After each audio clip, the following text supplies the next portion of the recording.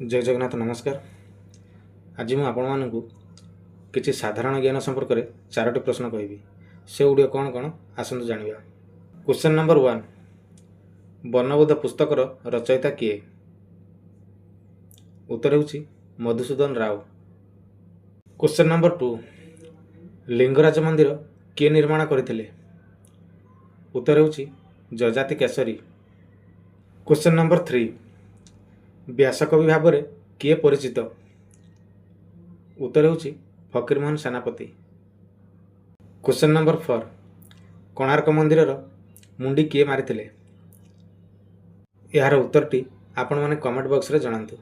जदि ये वीडियोटी मोर आपण मानकु भल लागिथिबो ताले जल्दी जाई मो फेसबुक पेज को इंस्टाग्राम आईडी को फॉलो करंतु।